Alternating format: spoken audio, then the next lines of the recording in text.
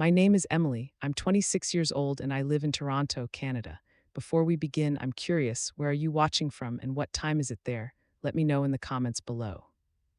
I feel like there's something comforting in knowing someone across the world is listening to your story at the very same moment. I never expected my life to change that day, not in the way it did.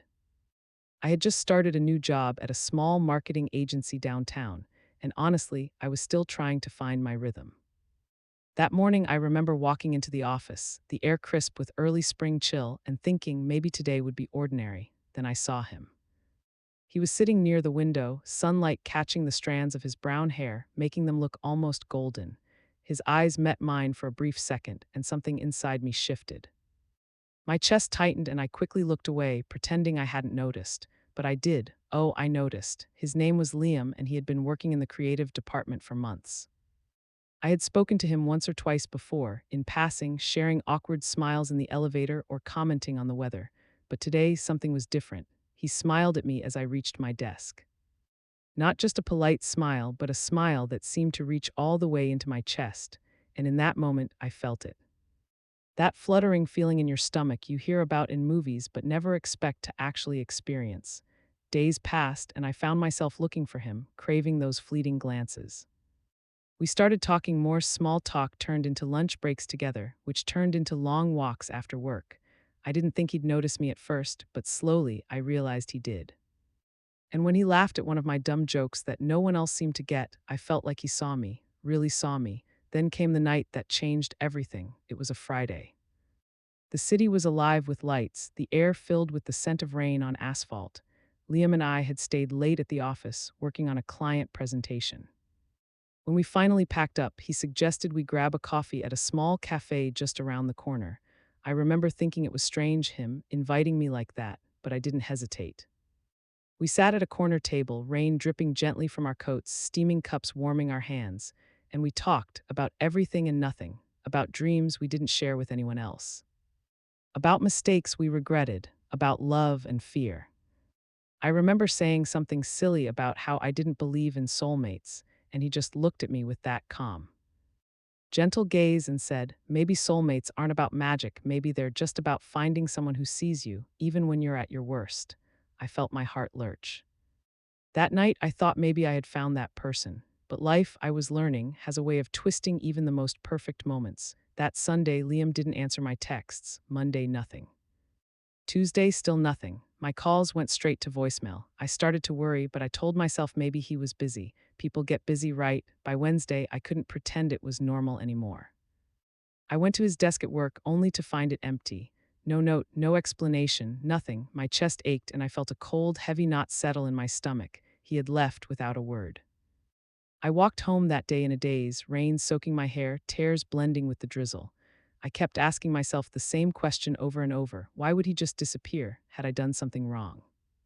Did he not care at all? That week, I avoided the cafe where we had shared our first long conversation. I couldn't bear the sight of his favorite corner table, the way the light used to hit him perfectly. I didn't understand how someone could mean so much one day and vanish the next.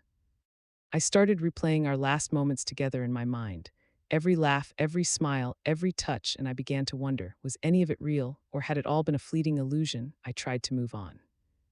I threw myself into work, into long walks by the lake, into late-night phone calls with friends who didn't quite get the emptiness I felt. But every time my phone buzzed, a tiny, irrational part of me hoped it was him, that he had an explanation, that he'd come back. And then, 3 months later, it happened.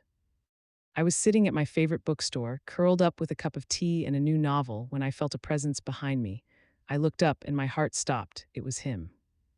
But he wasn't the same Liam I remembered. There was a hardness in his eyes, a weight he carried that hadn't been there before. And the way he looked at me, I couldn't tell if it was guilt, fear, or something else entirely. I didn't know what to say. I just sat there frozen, staring at the person I had loved and lost, and wondering what happened in the months he disappeared. And that's when he spoke. Emily, I need you to hear me out.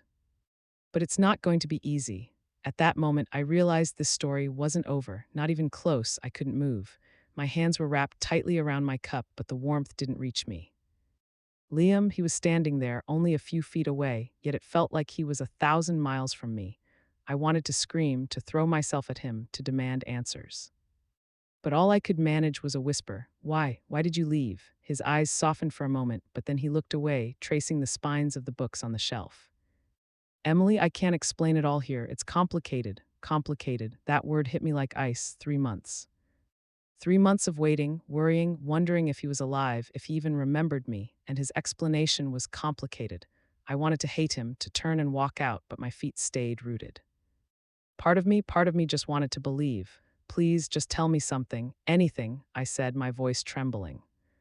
He ran a hand through his hair, looking older, wearier, as if life had carved lines into him I hadn't noticed before.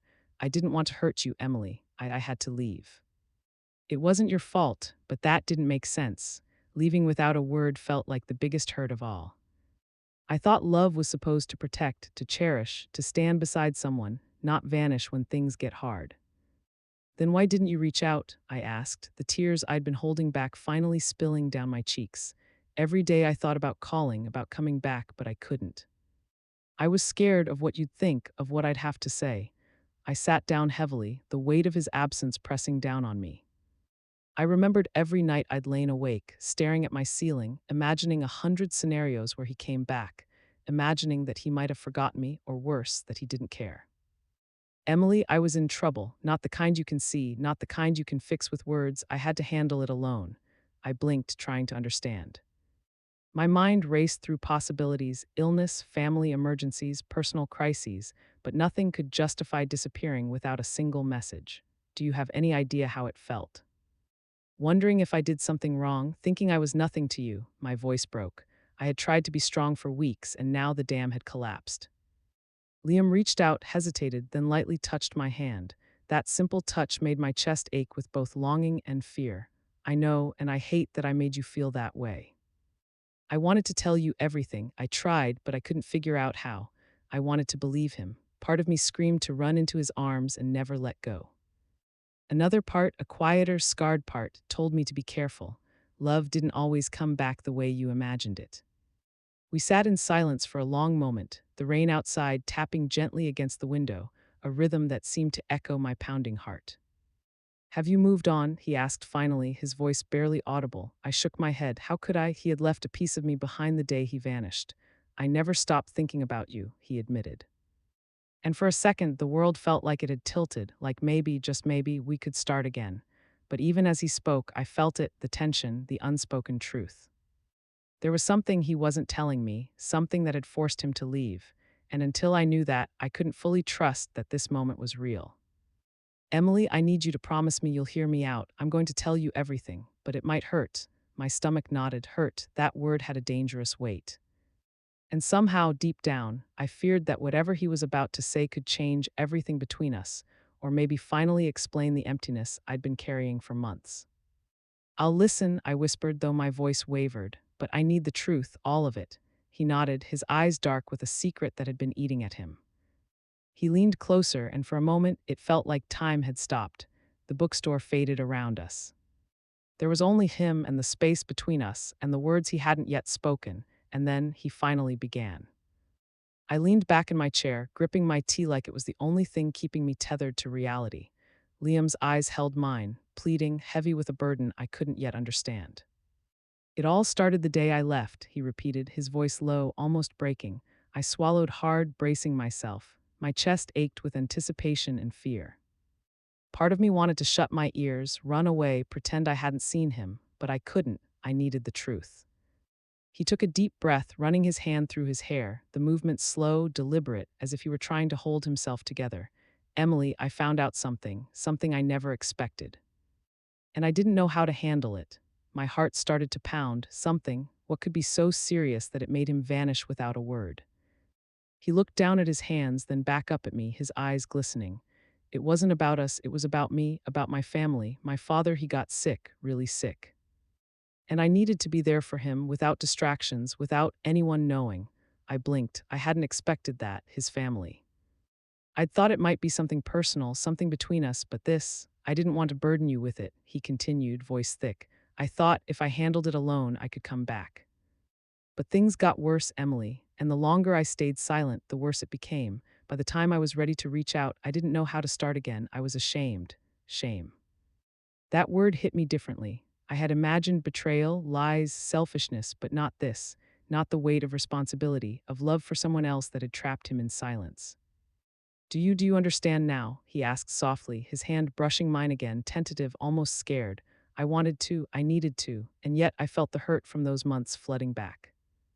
The nights I cried alone, the coffee shops I avoided, the walks I took pretending I didn't care, all because he vanished without a word. I think I understand, I whispered, but it still hurt. Every single day, he nodded solemnly, and for a moment the air between us was heavy with all the words that had never been spoken. Emily, I didn't just leave because of my father, he added, his voice dropping even lower. My stomach twisted. There was someone else, someone who needed me. And leaving you, I thought it was the only way to protect you from getting hurt. My heart froze. Someone else, my mind raced, visions of betrayal flashing before me. Was this the end? Had I misread everything? He saw my expression and shook his head quickly. No, not like that. You have to hear me out. I never was, I've never loved anyone like I love you. But my younger brother, he's sick too, Emily, and I had to step in to make sure he'd survive. I couldn't handle everything and still be the person you deserved. The tears I had been holding back finally spilled over. My chest felt tight, my throat raw. I wanted to scream, to cry, to throw myself at him, to feel the warmth of his arms again. You left because you loved me, I asked, barely above a whisper, disbelief and relief tangled together. He nodded, his eyes shone with tears now, and in that moment he looked small, vulnerable, human, not the confident, smiling man I had fallen for, but someone real, someone I could reach. I thought leaving was the only way to keep you safe, he said. I never wanted you to feel abandoned, but I see now I only made it worse. I see that now. I wanted to forgive him. I needed to. But part of me hesitated. 3 months of longing, confusion, heartbreak. How could I just forget that? Emily, I know I don't deserve it, he murmured, but I'm here now. I'm not going anywhere this time. I can't undo the past, but I can try to be the person you've always hoped I'd be. My mind was a storm. Relief battled anger, love clashed with pain. My chest ached with the weight of everything I had felt in his absence, everything I had hoped for, everything I had feared. I took a deep breath, steadying myself. Liam, I don't know if I can just pick up where we left off, I said slowly, but I want to hear everything. I need to understand it all. He nodded, the tension in his shoulders easing slightly. I'll tell you everything, Emily, every detail, every fear, every moment I thought of you, but you have to promise you'll listen with your heart. I nodded. And in that moment, I realized that hearing his truth wouldn't erase the past, wouldn't heal every scar, but it was the first step. The first step toward understanding, toward forgiveness, toward something new. And just as he began to speak, my phone buzzed, a message from him, but it wasn't what I expected. It all started the day I left. I stared at my phone, my fingers trembling. The message from Liam, it wasn't from him, at least not directly. It was from an unknown number, short, cryptic, and shaking the fragile sense of peace I had just begun to feel. Emily, you need to know the full truth. Meet me, now. My heart skipped a beat. Part of me wanted to throw the phone across the room, to scream, to run. But another part, a deeper, unexplainable part, compelled me to follow. I couldn't ignore it, not now, not after everything. Liam noticed my sudden stillness and frowned. Emily, what is it? I showed him the message. His expression changed instantly, the lines around his eyes deepening. I didn't send that, he said quickly, but I think I know who did. Fear gripped me, my stomach twisted. Who would reach out like this? Emily, you have to trust me, he said, taking my hand. His touch felt grounding, anchoring me amidst the chaos of my racing thoughts. Whatever happens, don't make a decision in panic. I'm here. I swear, I nodded, though my chest was pounding like a drum. We left the bookstore together, stepping out into the drizzle of the late afternoon. The streets glistened with rain, the city lights reflecting off puddles, creating a world that felt surreal, almost cinematic. We arrived at the small cafe the message had mentioned. It was tucked into a quiet side street, warm light spilling onto the pavement. And there, sitting at a corner table, was my younger brother, Ryan. My breath caught. He looked different. Older, more serious, and with him, a man I didn't recognize at first, but whose face brought memories rushing back. Emily, I'm sorry, Ryan said, standing abruptly. I didn't know how else to get you to listen. Confusion and dread collided inside me. Get me to listen to what? Then Liam stepped forward, his hand tightening around mine. Emily, it's time you hear everything. about why I left and what's been happening with my family and why Ryan needed your help. I felt my heart lurch. All those months of uncertainty, all the nights spent crying into my pillow, everything hinged on this moment. Ryan took a deep breath. Emily, you remember how Liam disappeared. It wasn't just about his father. Our family, we've been struggling financially. He had to work in secret to make sure I could get medical treatment. And he couldn't ask for help without putting everyone at risk. Tears blurred my vision. The weight of everything he had carried alone pressed on me. I realized that his silence, his sudden absence, wasn't betrayal, it was sacrifice. Emily, I know it's a lot, Liam said softly, and I know I hurt you. But everything I did, it was to protect the people I love and you. I wanted to scream, to shake him, to tell him how lonely those months had been. But at the same time, I understood. The kind of love that sacrifices, that hides pain to spare someone else, that was rare, that was real. I took a deep breath, closing my eyes. Liam, I'm scared. I'm scared that if I forgive you, I'll open myself up and it will hurt again. He brushed a wet strand of hair from my face, his thumb grazing my cheek. I'm scared too, Emily. Scared I'll fail again, but we can try together if you'll let me. I opened my eyes and looked at him, really looked. The man before me was not perfect. He had flaws, mistakes, and secrets. But he was human, vulnerable, honest, and after everything, he was still here. I want to try, I whispered, my voice trembling. But you have to promise no more secrets, no more disappearing. No more leaving without a word. He nodded solemnly. I promise, no more secrets, no more leaving. For the first time in months, I felt my chest lighten, a warmth spreading through me. I reached for his hand, intertwining our fingers. The city around us blurred into insignificance. The rain, the lights, the shadows, none of it mattered. There was only this moment. And then Ryan spoke softly. Emily, thank you for coming, for listening, for understanding. You have no idea how much this means. I smiled weakly, tears threatening again. It wasn't the ending I had imagined when Liam disappeared, but maybe it was better. Real, imperfect, and full of potential. As we walked home that evening, rain-soaked streets glistening under the city lights, I realized something. Love wasn't about perfect timing. It wasn't about fairness or easy answers. Love was about showing up, even after the hurt, even after the silence. And Liam, he had finally shown up. That night, I lay in bed staring at the ceiling, the events of the past hours replaying in my mind like a movie. Liam was no longer a shadow in my memories. He was here, real, imperfect, but present, and somehow that made all the difference. I could still feel the weight of those months he had been gone. The loneliness, the unanswered questions, the nights I cried myself to sleep. But I also felt a new kind of weight now, the weight of understanding, of empathy, of love that had endured despite everything. The next morning, I met Liam at the cafe near our apartment. The rain had stopped, leaving the streets sparkling under the morning sun. He looked at me with the same gentle eyes I had fallen for months ago, but there was something deeper now, a quiet strength that had been forged in hardship. Good morning, he said, a small smile tugging at his lips. Good morning, I replied, matching his smile. For a moment we just sat there, hands brushing across the table, letting silence speak for us. No words were necessary. The silence was warm, full of everything we hadn't said before. Emily, I know I can't erase the past, Liam said finally, his voice soft, deliberate. But I want to be here now, for you, for us, and I promise no more disappearing. No more secrets, I nodded, my heart swelling with emotion.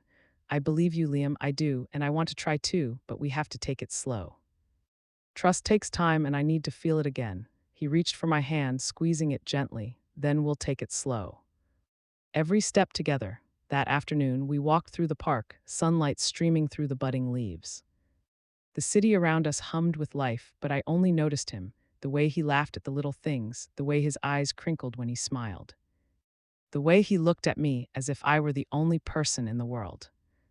Do you remember our first walk together? He asked, a teasing note in his voice. I laughed softly, the sound airy and full of relief. How could I forget?